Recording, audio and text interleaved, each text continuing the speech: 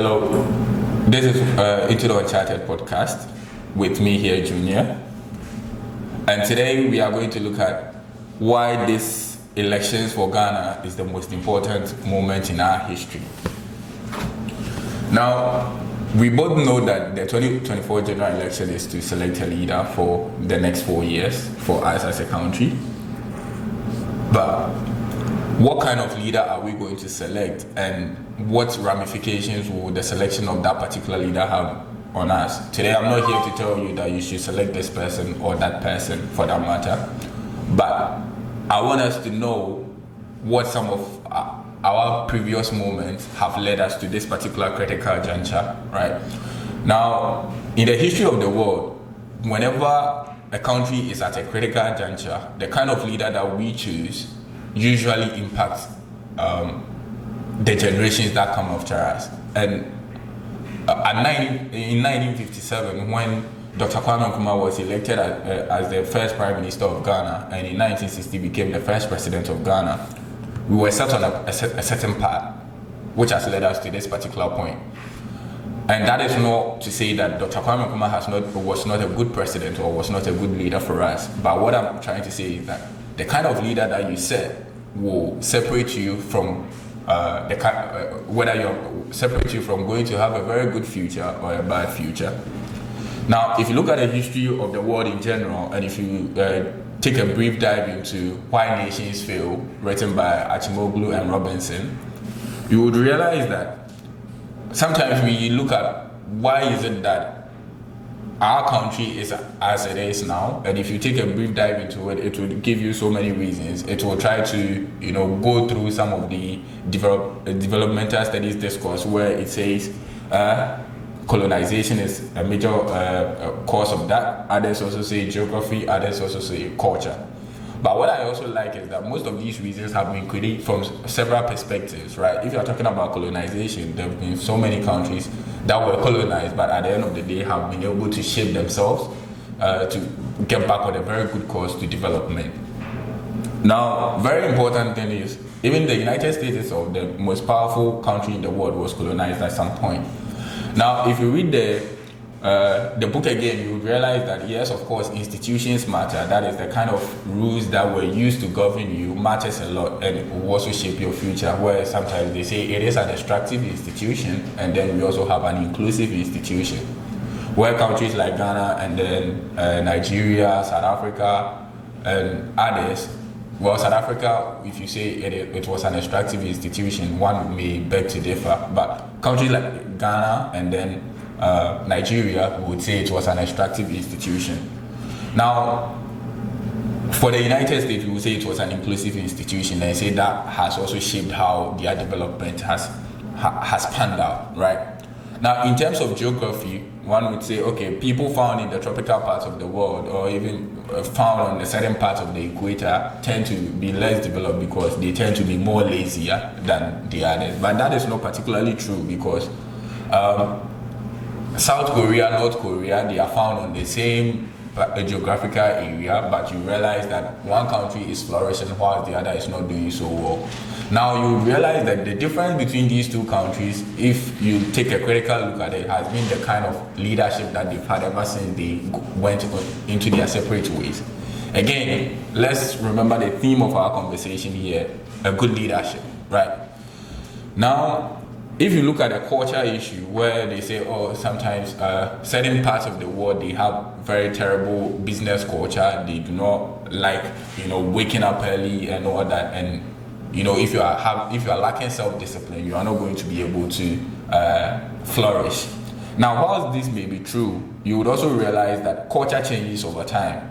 The Germans were known to be one of the worst, people with very terrible working culture. But at the end of the day, they were able to turn it around, because that is culture. You do not stay as it is for for the rest of your lives. Like Ghana, for instance, we've gone under several changes in our culture. How we used to do our things back then, let's say 50 years ago, is no more the same.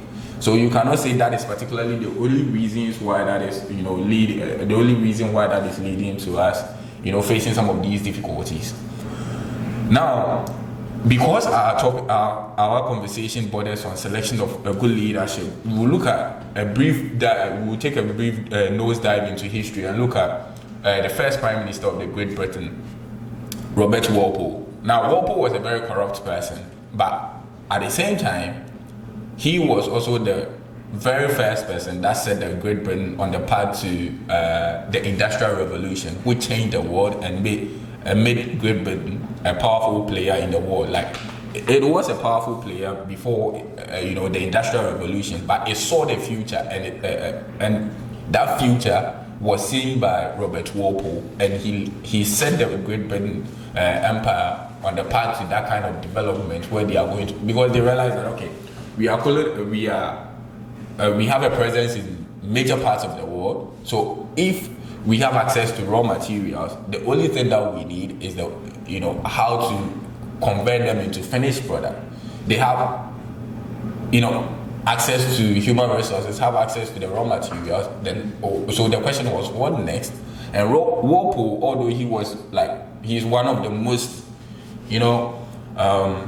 corrupt officials that has ever ruled.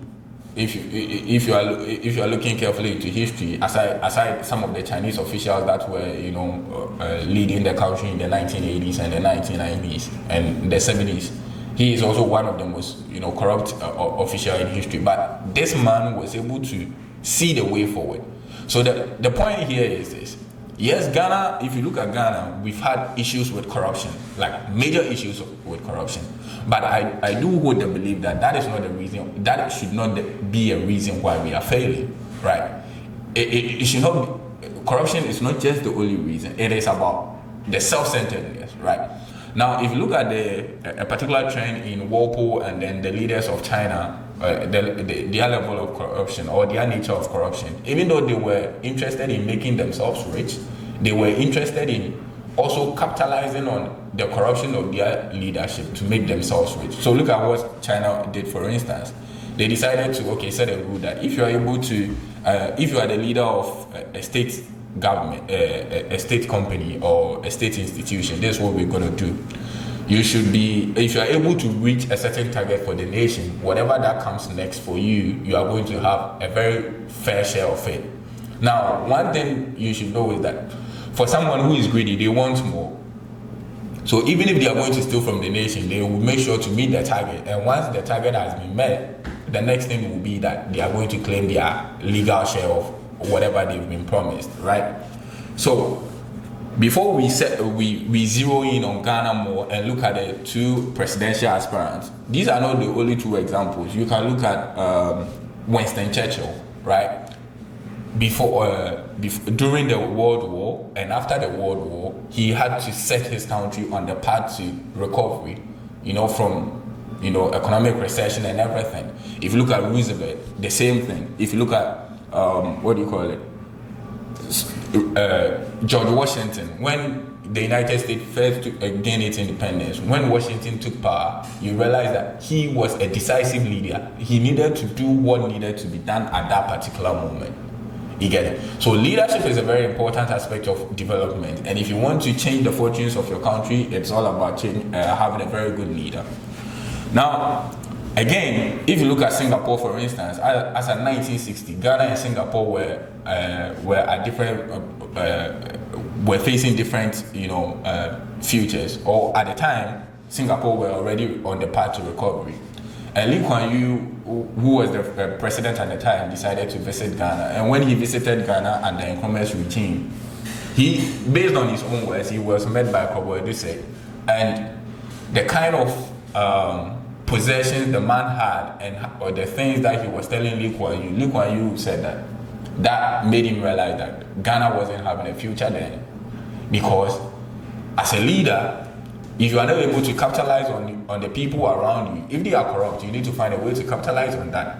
And if they are very, if they are very patriotic, if they are nationalists, you need to capitalize on that.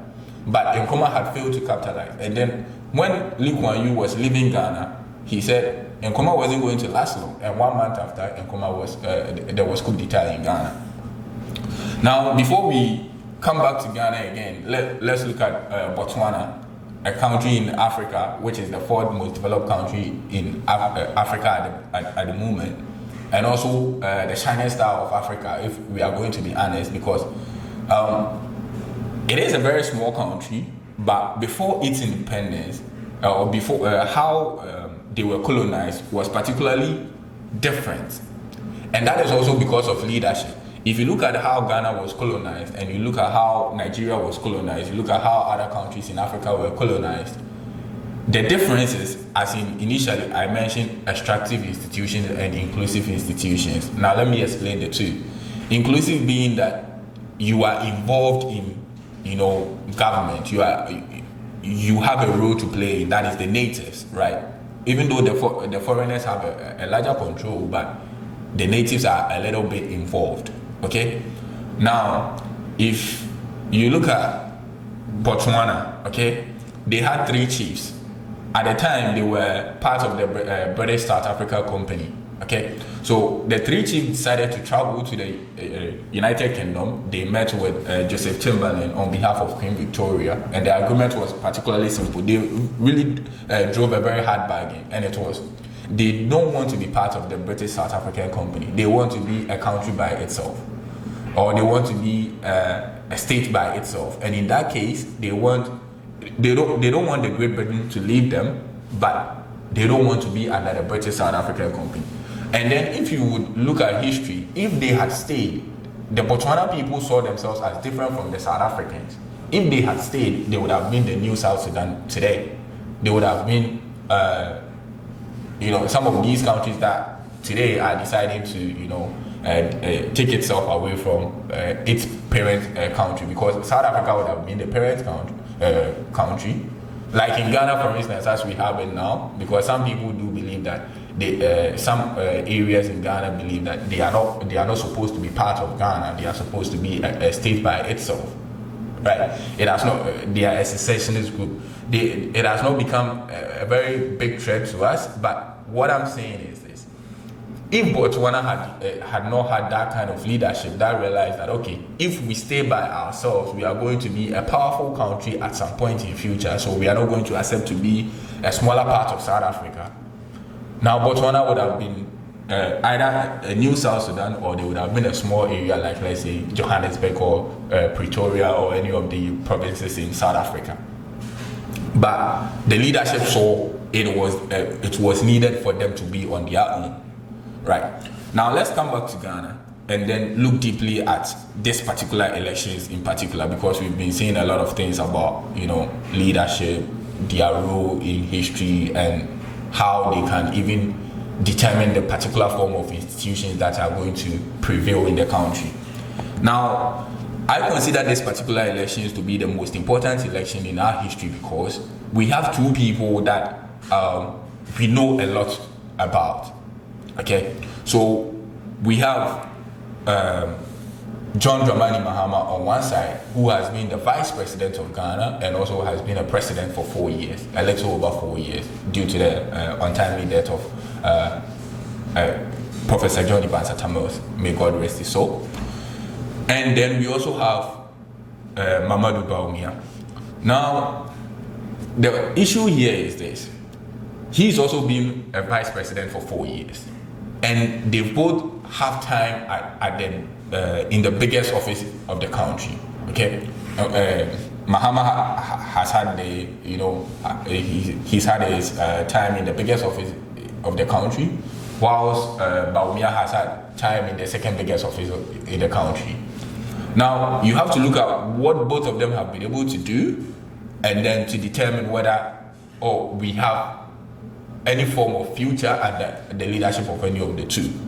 Now, what I always say is this: if you look at John Dramani Mahama, he did fine, but my issue here is this: at this particular moment in our time, is he the kind of leader that will take us from the troubles that we are facing?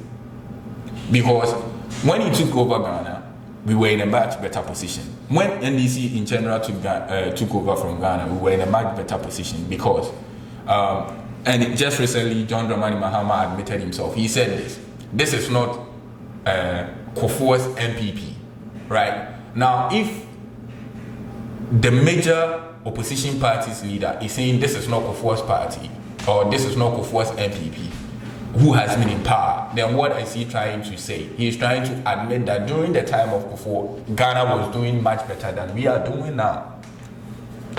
And then he took John Evans Atta-Mills took over. He died. Mahama took over. We were in a much better position. And as of 2016, when Mahama was leaving power, Ghana was in a worse state than where he took us from. Now, Akufo-Addo came with so much promises, with so much vision for the future, with expectations from every side of the country that we were going to do much better. And you could see from the voter turnout and then the voting results that it was a massive support for the future that he was trying to sell us. He came to power. His first term was subpar. You know, we were expecting so much, but then we couldn't get what we were expecting. So we were thinking, okay, probably we are going to let's give him a second chance because COVID has come. You know, it derailed some of the plans that we had and everything. Second chance was given to him, and it's been terrible from there. And then don't lose track of the fact that Bawumia has been a major feature of this government. He is the vice president, and I think in terms of vice presidents, from the time Ghana won its independence up until now, he's been the most involved vice president that I've seen, and then history would also attest to that because he's been given a lot of role. You've seen him in the public. You've seen him do certain things. He's had the time to drive home some of his policies and everything. Now, if you look at Mahama's policies, questions you would ask yourself would be that they are sound policies, they are very good policies, but how would the implementation be like? And you see, when it gets to this point, that is when you are able to compare their track records, right? When Mahama was the president of Ghana, how did he drive home his policies? And how is it possible that your first 4 years you were not able to do anything, but your second 4 years, this time around, you have all the answers to Ghana's problems? When you were president, I remember he said he was having the dead goat syndrome. In this situation, meaning that no matter what you say, he's not hearing it because he's literally a dead goat, right? Now, my question is this: during the first 4 years, he had something to lose, right? And he performed abysmally. Now, this next 4 years, if he wins, he has nothing to lose because he's not going to contest for any presidency again. The problem also here is that he has spent a lot of money on 2 successive elections where he lost. So where is the money going to? And that is where we are going to have a future conversation of how we finance our elections and its role in generating a lot of corruption when parties win elections and then they become the ruling government. We will look at that in a later discourse, but my question here is this: when he had something to lose, he performed abysmally, and then he was acting very nonchalant. So what shows that this time around he's going to care about the people of Ghana? Right? Now you look at Bawumia too. You look at his policies. Very good policies. I would think some of them are not so. He lacks a clear structure in terms of achieving those policies, but looking at them, you realize that he successfully diagnosed the problems of our country. But the issue speaking against him is this: you've been the vice president, you've had a very major role in this government, right? And then you are able to diagnose the problems. Why is it that you've not been able to suggest the solutions? Why is it that you've not played a greater role in making sure that we are going to solve all these problems? Because the first part of solving a problem is being able to diagnose it. Because if you go to the hospital right now, the doctor is not just going to give you medicine that take it and go and take it, and hopefully it is going to have a Russian roulette or something so that one of the medicines will be the solution to your problem. No, they diagnose you first. You've been able to diagnose the issue. It means that diagnosing the issue is not a problem. For a fact, for the 2 main parties, diagnosing the issue is not the problem. The problem is being able to implement the solutions.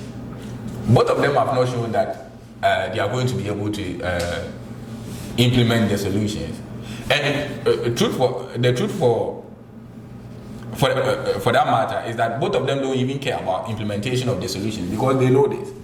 If MPP have had 8 years, right? First of all, Rawlings had 8 years in power. He left. That is in terms of under democratic regime. Rawlings had 8 years in power. Kufuor came, got 8 years. NDC came, got 8 years. MPP also have got 8 years. So they are also thinking, okay, this is our time. We have to also get 8 years. Now that is the problem with the kind of hegemony that we are creating in Ghana, right? And the reason why I'm saying this is the most important election for us is that this is the time for us to identify that we've created a hegemony that is not serving us as people. It is time for us to realize that, okay, we are a singular country, and grocery prices do not know whether this person belongs to this race or not. Prices of gas do not, or prices of petrol do not know whether this person belongs to this ethnic group or not. So this is the time for us to realize that, okay, we need to delineate ourselves from the ethnic-centered elections that we've been having. Because if we do not delineate ourselves from that, we are going to face these problems. If you look at Ghana's election system, or if you look at our voting pattern, about 88% are already decided, and they are mostly decided for MPP and NDC. So they are all but guaranteed that they are going to get at least 44%. That is not a system that we can thrive in, right? Because if you look at a lot of these great countries, yes, they do have that kind of hegemony, but the issue is, for a developing country like Ghana, we cannot be operating like that, where we will give that kind of uncontested hegemony to two political parties, because when they become as comfortable as they are now, they are going to give us subpar, subpar contest candidates, as they've given us this particular year. Because I do believe that if we are talking about the next leader for a country like Ghana to drive us home, to get us to the point that we need to get to, based on everything that we've had access to, it is not either John Dramani Mahama or Muhammadu Bawumia, because their track record has shown that they cannot do it, and this is not the time for us to trust them. So my whole perspective about this election being the most important for us is that I do believe if we lose the opportunity to recognize this problem that we've created for ourselves as people, then there isn't going to be any future for us in the future, in the coming years, because we need to first realize our problem. The realization of our problem is 50% fixed to the problem before we think about the solution. Now, we need to realize that we've created a hegemony that is not benefiting us. So it's time for us to move away from that. And it will show through how the electorates behave, because there are people that can take over the leadership of Ghana and do much better job. But they are not showing their heads, because if they come right now, they are not going to get the candidature for NDC or MPP, because it's a hierarchy. They already have a system over there. They know who the next person is supposed to be. That is why Alan Martin feels like he's been hard done by the MPP party, because he felt he was the next after Akufo-Addo. Because it is even alleged that he was promised that in 2008. That is why he accepted, for us not to go for him and Akufo-Addo not to go for a runoff when there was there was no 50+1 decider for the leading candidate of the MPP party. So that tells you that, and it's politics. Politics will always have a hierarchy. If there is no hierarchy in a political system, then it's not a political system at all. You get it? So MPP, NDC, they already have a hierarchy, and it is not based solely on competency. It is based on a whole lot of factors, and they are not looking at competency as the major determinant factor here because of the hegemony that we've created. They know that they can survive 8 years in opposition, and then in the next 8 years they are going to come back. The other political parties in Ghana have come into acceptance, because that is what the voters are also. That's how they are expressing. That is what they are expressing with their votes, right? So it is the time for us to recognize this issue and then make good use of this opportunity to indicate to other people that we are ready for a third force, or we are ready for a new person altogether. And it is an opportunity for, because at the end of the day, I know for a fact after December 7th, it's going to be either Bawumia or John Dramani Mahama. So at the end of the next at the end of December 7th, when election results are announced by, say, December 10th, we are going to know whether it's going to be Bawumia or it's going to be Bawumia or it's going to be Bawumia or John Dramani Mahama. Now, the issue here is this: we have the opportunity to signal to other people that this is the time that we are looking for a third force. Just like Nigerians were able to signal that if they have a very credible third person, they are willing to vote for them, because Atiku, Tinubu, and have been they've been stalwarts in the political system in Nigeria, but they saw a new person, they clamored after him, and then they were able to show that if we get a third force, we are going to give that person, even though it didn't materialize. But this was the first time, and it's going to be a long journey. It is not going to be a short-term fix, because if you've created a problem that has lasted for over 60 years, you are not going to solve it in a few days or a few years. It is not possible.